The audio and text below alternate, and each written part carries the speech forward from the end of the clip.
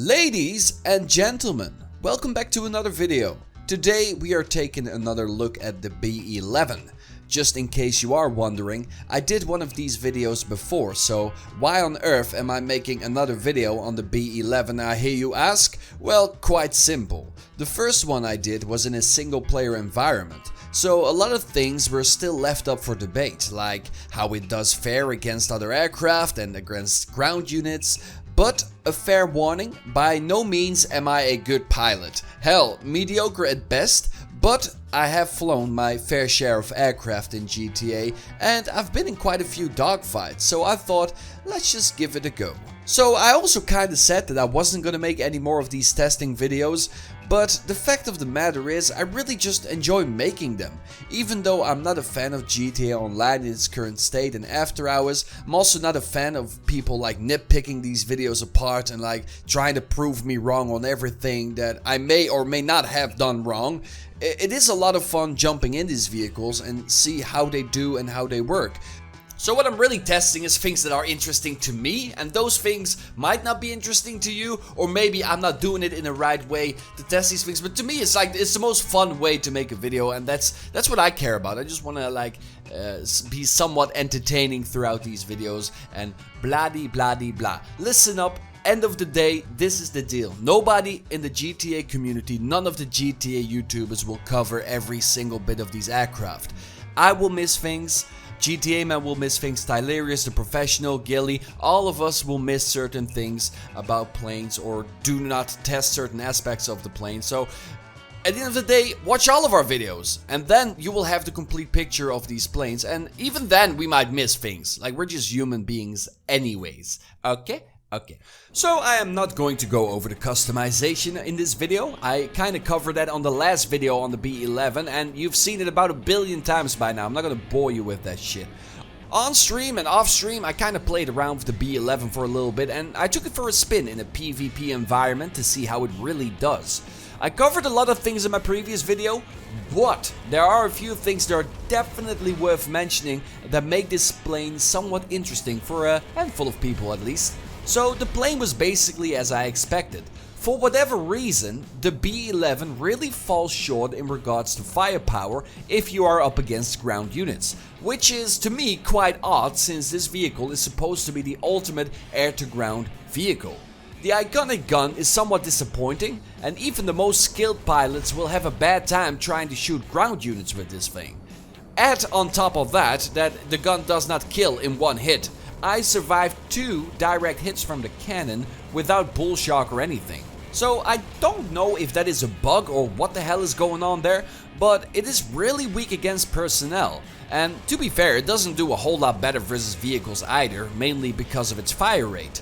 It is really tough trying to take down enemy players when you are diving down and you have that really short window in killing your target.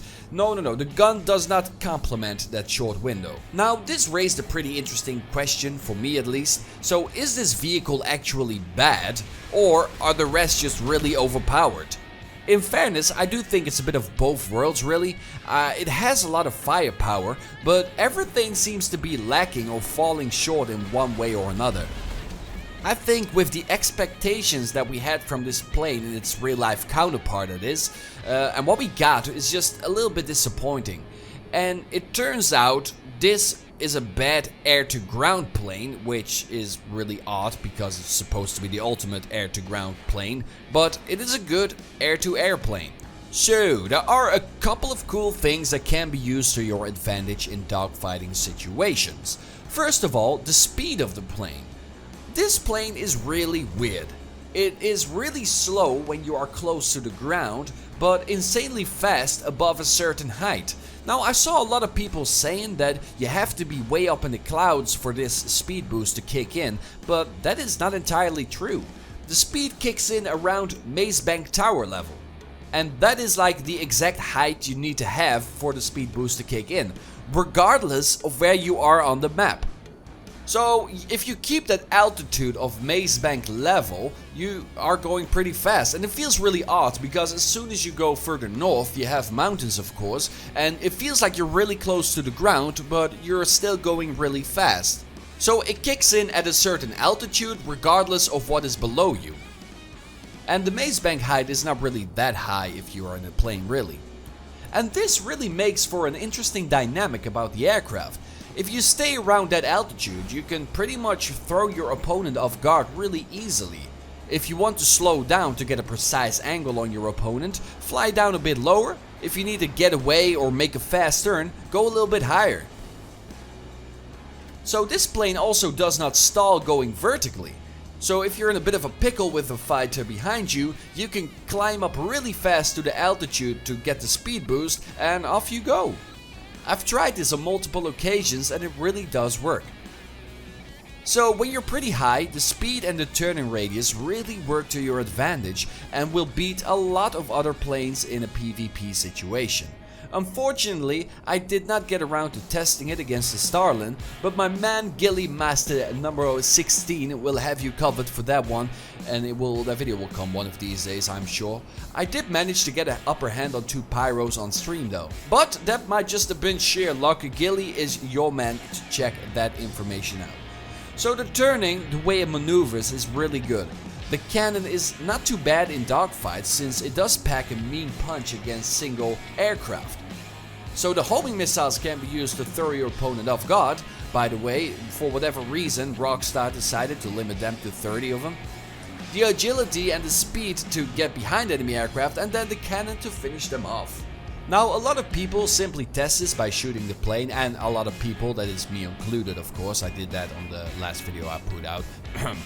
But in an actual PvP situation, a few other factors come into play. The main one, when is it actually that screwed that you can't fly it anymore? In my initial video, I shot it 8 times with an explosive sniper and well, then it died. But after 3 big hits of the thing, or 3 hits from an explosive cannon, well, you are basically done for. The engine starts stalling, it starts pulling you into one direction, and well, you're gonna have a really bad time keeping the plane in the air, let alone prevail in a dogfight. At some point, both engines start failing and then you just fall down out of the sky. So all that armor won't do you much good if the thing is barely controllable after a few hits. So there's a few minor interesting things to note that I thought I'd put in the video. The professional found out that the gun shoots ever so slightly further, which in the end is nice, but to be fair, it's not that great of a use. Out of all circumstances, pros, cons and situations in a dogfight, that is probably one of the least interesting things that could make a difference in a dogfighting situation. It is really neglectable, really. So I guess the last guy you could check out is Gilly Master. He has all the information on how good it will actually be and if this plane is the alpha predator in the sky against air units, of course, because I think we can all simply agree that the plane is shit if you want to shoot things on the ground. But yeah, check out Gilly Master for the ultimate showdown versus the Starlin, the Pyro, etc, etc. So now it is time for my final verdict on the plane. It doesn't even matter because there's a billion modders out there with invincibility shooting about 25,000 missiles a second, so I decided to jump on this Mark II oppressor that a modder threw into GTA Online and flew it into the sunset. But hey, at least a modder buffed the plane a little bit himself, right? Peace out, guys.